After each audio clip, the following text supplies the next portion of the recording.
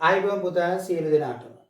මම මූලිකව ඊට ඉස්සෙල්ලා දවසක් මේ ෆාමසිස් එක්ස්ටර්නල් කෝස් එක මොකක්ද කියන එක ඔයගොල්ලෝ හඳුන්වලා දීලා තිබ්බා.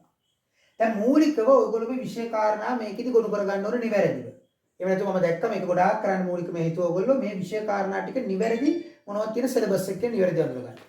අනවශ්‍ය කාරණා මොනවත් ඕනේ නැහැ. ඒ අනුව මෙන්න මේක තමයි මූලික විෂය කාරණා ටික මේකෙදි එකතු කරගන්න ඕනේ. MCQ ටික හදාගන්න ටික. විභාග ප්‍රශ්න පේපර් එකක් දැක්කම. එහෙනම් මේකද ෆාමසිස් එක්ස්ටර්නල් කෝස් එකේ විෂය නිර්දේශය. සිලබස් එක මොකක්ද? මූලිකව මම එදා ඔයගොල්ලෝ කියලා දුන්නා මේකේ ප්‍රධාන විෂයන් කොටස් තුනයි. මතක ඇතිනේ. එකක් අපි කිව්වා ෆාමකොලොජි. ෆාමකොලොජි තමයි එක ප්‍රධාන විෂයයක් තමයි ෆාමකොලොජි. දෙක ෆාමසිටිකල්. ප්‍රධාන විෂය ෆාමසිටිකල්. හරි. තුන්වෙනි එක තමයි forensic pharmacy. legal aspect of pharmacy. සරල මම මෙතන කියන forensic pharmacy. ඔන්න ඔය තමයි ප්‍රධාන විෂයන් තුන. forensic pharmacy. හරිද? pharmacology, pharmaceutical and forensic pharmacy. ප්‍රධාන විෂයන් කොටස් තුන. ඒ අනුව මෙන්න මේ විෂයන් කොටස් තුනට තමයි විෂය නිර්දේශය බෙදාගන්නේ අපි. මම සරලව කියන්නම් මෙන්න මේක තමයි ප්‍රධාන සබ්ජෙක්ට් එක වෙන්නේ. මූලික මේක ටික තියෙන ලොජිකල් ගන්න සබ්ජෙක්ට්ස් ටික මේ ටික ප්‍රොපරේෂන්ස් ටිකයි මේ නීතිය ඇක්ට් එක තුනක් ඉගෙන ගන්න තියෙනවා. මෙන්න මේ මාතෘකා ටිකට විෂය ගොඩනගා ගන්න. මම එකිනෙක එක මම පේන්න ගන්න ඉස්සෙල්ලා ෆාමකොලොජි. ඔය ෆාමකොලොජි කියන විෂය යටතේදී අපි මූලිකව ගොනු කරගන්න ඕන මෙන්න මේ මාතෘකා ටික. බලාගන්න. මෙන්න මේ අනවශ්‍ය ටික ගුරුවට උඩට දාන්න නැතුව මෙන්න මේ මාතෘකා ටික ගොඩනගා ගන්න ඕන. එහම ෆාමකොලොජි කියන විෂය යටතේ මෙන්න මාතෘකා ටික. ලොජි මායට ඉගෙන ගන්න ඕන මෙන්න මේ විදිහට මාතෘකා ටික මම ගොනු කරන්නේ. ඉස්සෙල්ලාම අපි කතා කරනවා gastrointestinal tract. gastrointestinal tract. ආහාර ජීර්ණ පද්ධතිය. ඔය ඇටසේ GIT tract එකේ තියෙන මූලික ඩ්‍රග්ස් ටික. මම ඊට පස්සේ තව රිකෝඩ් එකකින් ඔකේ ඔය පාඩමේ මූලික ඉගෙන ගන්න ඕන සමරිකව පෙන්නලා දෙන්න. ඒ ටික GIT tract එක. සාමාන්‍ය ප්‍රශ්න 3ක් විතර එනවා. ඕක ඉවරුනාම අපි මූලිකව පටන් ගන්නවා endocrine system. endocrine system on endocrine system. endocrine system කියන පාඩමේ අර්ථයේදී අපි මූලිකව කරන්නේ හෝමෝන ටික. ඕගොල්ලෝ දන්නේ නැති මොනවත් නැහැ. තයිරොක්සින් තනි ප්‍රශ්නයක් හැදෙනවා. ඉන්සියුලින් ප්‍රශ්න දෙකක් හැදෙනවා. කෝටිකෝස්ටෙරොයිඩ් එක ප්‍රශ්නයක් හැදෙනවා. ඔන්න ඔය ප්‍රශ්න ටිකෙන් අසාමාන්‍ය මේ පාඩමේ ප්‍රශ්න 5ක් 6ක් අවමේ තියෙනවා. ලකුණු 30ක්. මම මේකේ සමරිකත් මගේ රෙකෝඩ්ස් එකේ බලන්න මූලික endocrine system. ඔන්න දෙවෙනි පාඩම. gastrointestinal tract endocrine system. ඊළඟට මූලික පාඩමක් විදිහට එනවා anti infective drugs.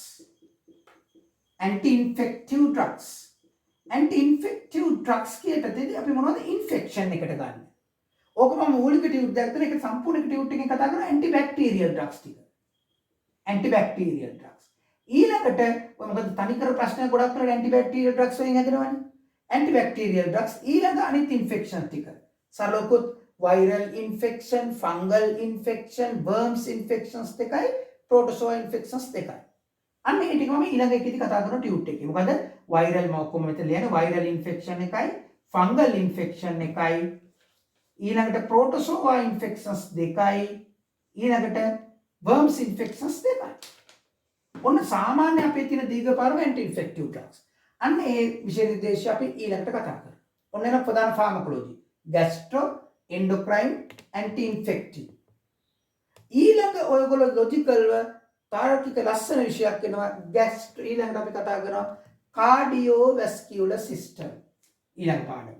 මම මෙතන ගන්නම් එන සරලව cardiovascular system. මොකද cardiovascular system. අන්න මෙතනදී හොඳට මතක තියාගන්න cardiovascular system එකේදී අපි මූලික disorders 4ක් සරකුත් 5ක් වෙනවා තුන. මොකද්ද?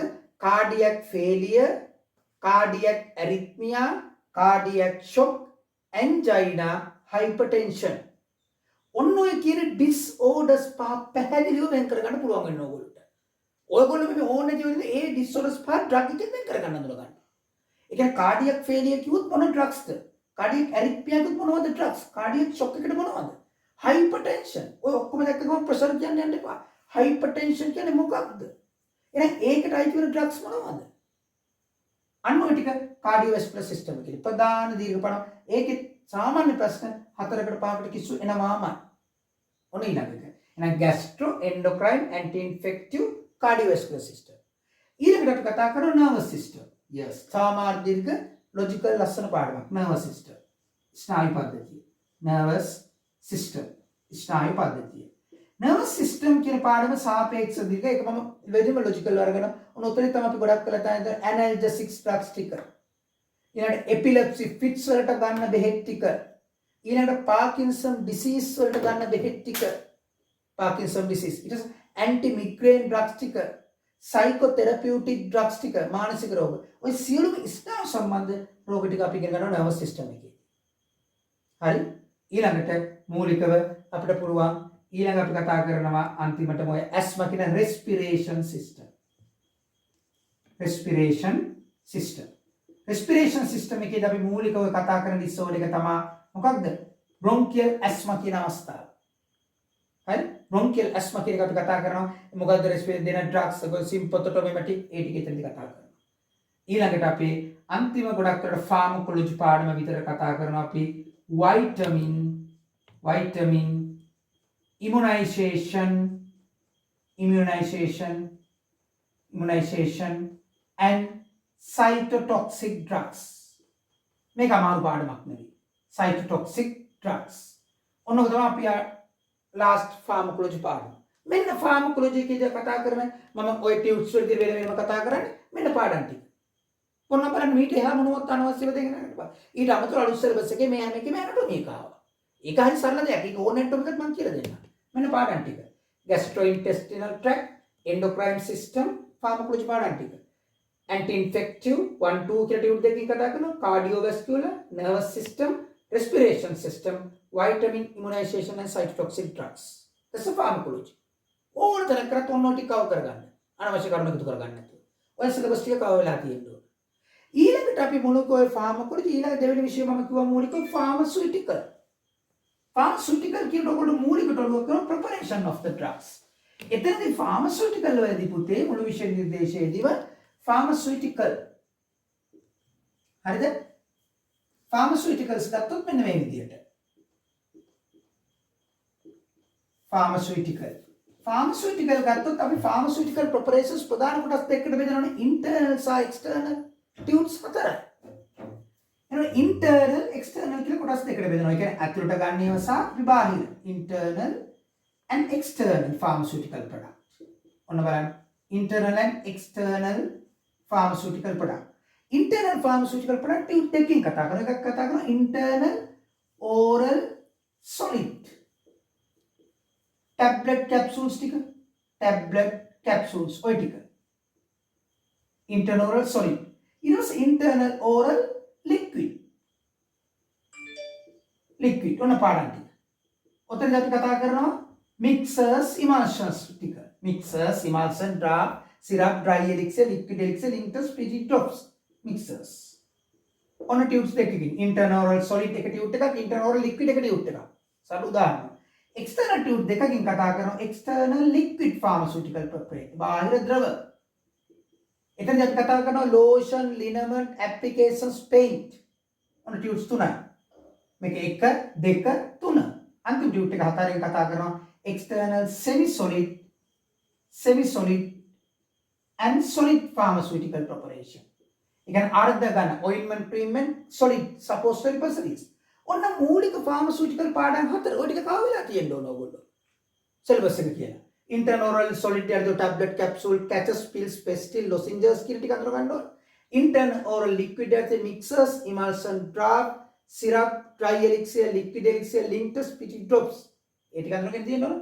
external liquid යද්දේ කතා කරන්න ඕන lotion liniment applications paint external semi solid යද්දේ අර ointment cream paste poultice ඒ ටික අඳුරගෙන තියෙන්න. solid suppository pessaries ඔන්න ටියුට් එක. ඊට අමතරව මම කරගෙන යනකොට එනවා අපි ඔය storage and preservatives යටතේ අපි තියාගන්න ඒවත් එක ටියුට් එකයි sterilized pharmaceutical product කියලා. සාමාන්‍ය product බලා ගන්න පුළුවන් ටියුට්ස් දෙකක්. මම මෙතන ලියන්නේ කියලා මොකද්ද? storage and preservative of the pharmaceutical ඒ තියෙන storage කරන තා sterilized pharmaceutical product. ඔන්න ටියුට්ස් තව දෙකක් තියෙනවා මෙතන. ඔතනින් pharmaceutical. ඔය ටික කව වෙලා තියෙනවද බලන්න. ඊළඟට මූලිකව තනි ප්‍රශ්නයක් අපිට ලියන්න එනවා අනිවාර්ය වෙන මොකද්ද? Forensic pharmacy. ෆොරන්සික් ෆාමසි කියන එකේදී පුතේ මොනවත් නෑ ඇක්ට් තුනක් තියෙනවා. ඇක්ට් තුන හොඳට තාර්කිකව තියෙන්න ඕන. මම ඇක්ට් තුනේ සමනයස කරන්න බලන්න මම ඉස්සර දෙන්න ඊළඟ විෂය තමයි ෆොරන්සික් ෆාමසි. ෆොරන්සික් ෆාමසි වලදී අයි ෆාමසිස්ට් කියන්නේ අපි මොකද්ද? ෆොරන්සික් ෆාමසි අපි ඉගෙන ගන්න මම කිව්වනේ මේක ගන්න ලයිසන් එකක්. ඔයා නීතිමය බැඳීමකට ලක් වෙලා තියෙනවා. ඒ නීතිමය බැඳීම නිවැරදි තේරුම් ගන්න නැත්නම් ඔයාලට නඩු පවරනවා. ඒ නීතිය ඉගෙන ගැනීම මේකේ. ඒකට ඇක්ට් තුනක් ඉගෙන ගන්න ඕනේ. එක තමයි මොකද්ද? Poison, Opium and Dangerous Drug Act.